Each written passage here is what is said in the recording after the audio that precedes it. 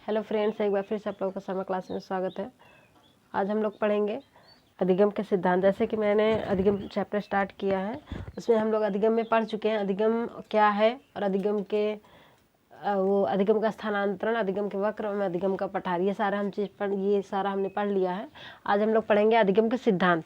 अधिगम के सिद्धांत, ये अधिगम पूरा चैप्टर ही बहुत इंपॉर्टेंट है किसी भी टेट एग्जाम के लिए। जो भी आप TET, C TET, super TET जिसकी भी तैयारी कर रहे हैं, अधिगम ही बहुत बहुत बहुत इंपॉर्टेंट टॉपिक है। और अधिगम में भी अगर कहें तो अधिगम के सिद्धांत उससे भी ज़्यादा इंपॉर्टेंट है। ठीक है, तो आप लोग चैनल को लाइक, शेयर और सब्सक्राइब कर दीजिए चैनल को। अब मैं क्लास को स्टार्ट करती हूँ, आप लोग का टाइम ज़्यादा नहीं वेस्ट करूँगी। ठीक है, तो हम चलते हैं डायरेक्ट वाइट बोर्ड पर। ठीक है, ब्लैक बोर्ड तो रहा नहीं, ब्लैक बोर्ड ही निकलता है। अधिगम के सिद्धांत। ठीक है, अधिगम क्या, पहला हम पढ़ेंगे चिन्ह अधिगम सिद्धांत। चिन्ह अधिगम सिद्धांत क्या है? चिन्ह अधिगम के सिद्धांत ये हमेशा पूछा जाता है कि किस सिद्धांत को किसने दिया है। ठीक है, किस मनोवैज्ञानिक ने किस सिद्धांत को दिया है, ये आपको याद करना पड़ेगा। तो चिन्ह अधिगम सिद्धांत किसने दिया है? टॉलमैन ने दिया है। पूछा जाता है क्वेश्चन में कि चिन्ह अधिगम के सिद्धांत किसने दिया है, कि यह चिन्ह अधिगम सिद्धांत के जनक कौन है, तो ये क्या है? टॉलमैन है। तो टॉलमैन का चिन्ह अधिगम सिद्धांत, इनके अनुसार क्या था? इनका मानना यह था कि अधिगम जो है, जो लर्निंग है, वो शब्दों से नहीं बल्कि चिन्हों से की जाती है। हम किसी चीज़ को चिन्ह से पहचानते हैं, शब्द से नहीं। जैसे कि पुलिस वाले हैं, पुलिस वालों की वर्दी जो उसका ड्रेस होता है, उससे हम पहचान जाते हैं कि पुलिस वाला है।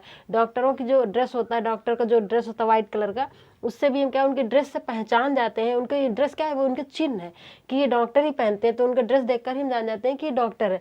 तो क्या है, उन्होंने कहा कि अधिगम जो है शब्दों से नहीं बल्कि चिन्हों से होता है। जैसे आम है, ठीक है, आम को हम पहचानते हैं कि आम कैसा होता है। अगर आम के ऊपर नींबू लिख के उसको चिपका दे तो क्या वो नींबू हो जाएगा? नहीं, हम पहचान जाएंगे कि वो आम है, क्योंकि हमें चिन्ह पता है। हम चिन्ह से पहचानते हैं कि वो आम है, नींबू नहीं है। उसके ऊपर चाहे कुछ भी लिख दिया जाए। ठीक है, तो चिन्ह अधिगम सिद्धांत क्या है? टॉलमैन ने कहा कि अधिगम चिन्हों से होता है, शब्दों से नहीं।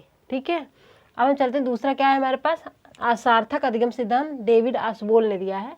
डेविड आसबोल का क्या है? सार्थक अधिगम सिद्धांत। इन्होंने क्या बताया है कि अधिगम जो है, बच्चा मतलब बच्चा या कोई भी हो, जो भी अधिगम करता है, वो अधिगम रट्टा मार कर नहीं बल्कि अपने पूर्व ज्ञान को वातावरण से जोड़कर उस चीज़ को सीखता है। ठीक है, कोई बच्चा जो अगर कुछ सीख रहा है तो वो उस चीज़ को रट्टा मार के नहीं सीखता, बल्कि अपने पूर्व ज्ञान को उस वातावरण से जोड़ के सीखता है, रिलेट करके सीखता है।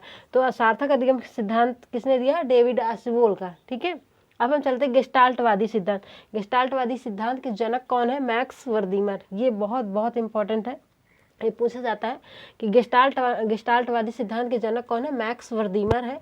गेस्टाल्टवाद का पूर्ण मतलब अगर हम कहें गेस्टाल्टवाद है क्या, गेस्टाल्टवाद पूछा जाता है गेस्टाल्टवाद किस भाषा का शब्द है, तो ये क्या है? जर्मन भाषा का शब्द है, जिसका अर्थ क्या है? पूर्ण आकृति।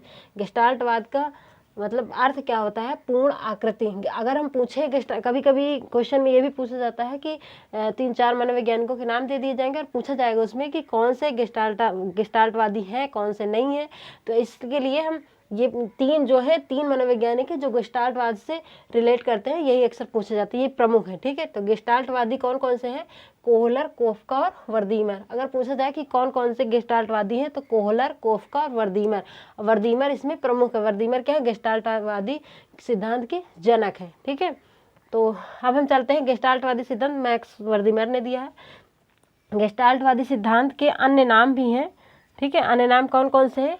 अवयवीवाद, सूझ का सिद्धांत, अंतर्दृष्टि का सिद्धांत। ठीक है, कौन कौन से? अवयवीवाद, सूझ का सिद्धांत, अंतर्दृष्टि का सिद्धांत। ये क्या है? गेस्टाल्टवादी सिद्धांत के अलग अलग नाम है। एग्जाम में ना कई अलग अलग नामों से पूछे जाते हैं, तो हमें क्या याद रखना है कि इसी के अलग अलग नाम है। अगर संपूर्ण पूछा जाए संपूर्णवाद के जनक कौन, तब भी मैक्स वर्दीमर। समग्रवाद के जनक मैक्स वर्दीमर। अवयवीवाद के जनक मैक्स वर्दीमर। गेस्टाल्टवादी सिद्धांत के जनक मैक्स वर्दीमर। मतलब गेस्टाल्टवादी सिद्धांत के ये अलग अलग नाम है। ठीक है, अलग अलग नामों से भी पूछे जाते हैं, तो ये सब आपको याद करना है। ये सब मैक्स वर्दीमर से रिलेटेड है, गेस्टाल्टवाद से रिलेटेड है। ठीक है, कभी कभी ये पूछ लिया जाता है संपूर्णवाद किससे रिलेट करता है, किससे संबंध रखता है, तो गेस्टाल्टवाद से रखता है। ठीक है, अब हम चलते हैं क्या, गेस्टाल्टवाद ने मतलब मैक्स वर्दीमर जो थे, उन्होंने क्या किया था कि कुछ चिंपैंजियों पर अपना प्रयोग किया था। ठीक है, हर मनोवैज्ञानिक ने कोई किसी न किसी वस्तु पर या किसी न किसी जानवर पर ही प्रयोग किया है, उसी पर प्रयोग के आधार पर उन्होंने अपना अनुभव व्यक्त किया है। ठीक है, जैसे इवान पावलोव को भी हम देखेंगे तो इन्होंने कुत्ते पर किया था, थॉर्नडाइक ने बिल्ली पर किया था। तो उसी प्रकार मैक्स वर्दीमर जो है इन्होंने चिंपैंजियों पर किया था, चिंपैंजी वनमानुष जिसको कहते हैं। ठीक है, तो कुछ वनमानुषों को इन्होंने पिंजड़े में कैद करके उनके साथ प्रयोग किया था, उनके एक्टिविटी के आधार पर इन्होंने ये सिद्धांत बनाया था। ठीक है, तो उसमें भी अगर पूछा जाता है कि मैक्स वर्दीमर ने मतलब कि चिंपैंजियों में प्रमुख कौन था, तो वो सुल्तान नामक एक चिंपैंजी था जिस पर इन्होंने प्रयोग किया था, वो प्रमुख है। ठीक है, अब हम चलते हैं क्या सूझ का सिद्धांत।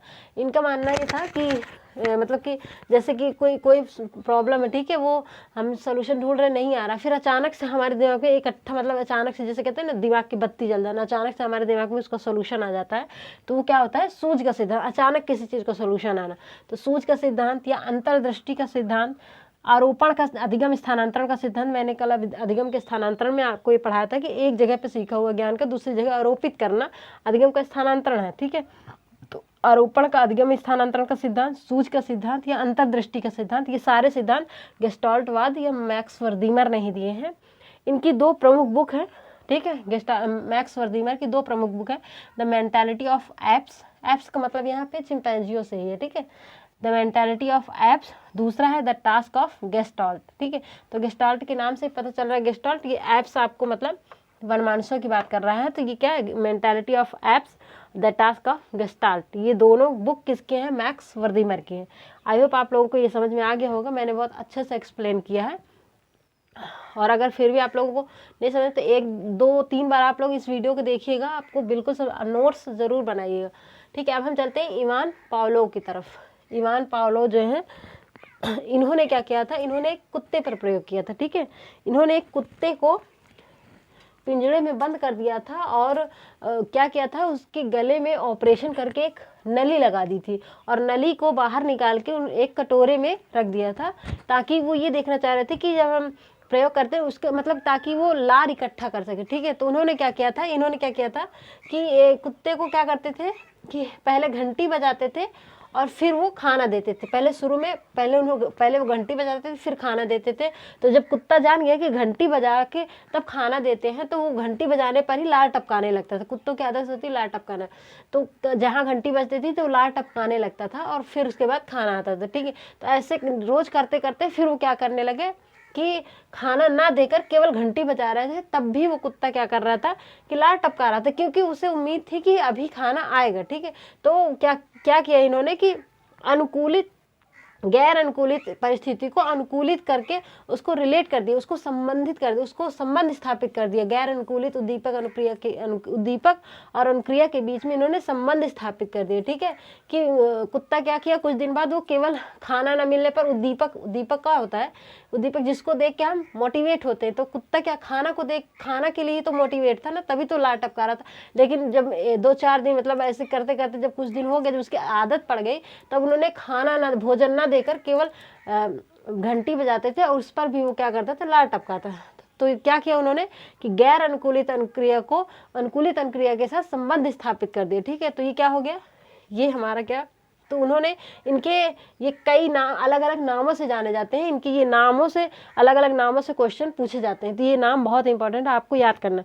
अनुकूलित अनुक्रिया का सिद्धांत। ठीक है, इवान पावलोव ने कह दिया अनुकूलित अनुक्रिया का सिद्धांत, इसी को कहते हैं शास्त्रीय क्यों कहते हैं, क्योंकि इवान पावलोव ने जो अधिगम का सिद्धांत दिया था ये सबसे पुराना है, सबसे पहला सिद्धांत है, इसलिए इसको क्या कहते हैं शास्त्रीय अनुकूलन का सिद्धांत। सहज संबद्ध अनुक्रिया का सिद्धांत, क्या किया था इन्होंने कि सहजता से सरलता से अनुक्रिया और उद्दीपक के बीच में इन्होंने संबंध स्थापित कर दिया था। सहज संबद्ध अनुक्रिया का सिद्धांत। अनुकूलित प्रत्यावर्तन का सिद्धांत, मतलब इन्होंने अनुकूलित क्रिया को प्रत्यावर्तित करके गैर अनुकूलित क्रिया के साथ संबंध स्थापित कर दिया था। ठीक है, तो क्या है अनुकूलित अनुक्रिया का अनुकूलित प्रत्यावर्तन का सिद्धांत भी कहते हैं इसे।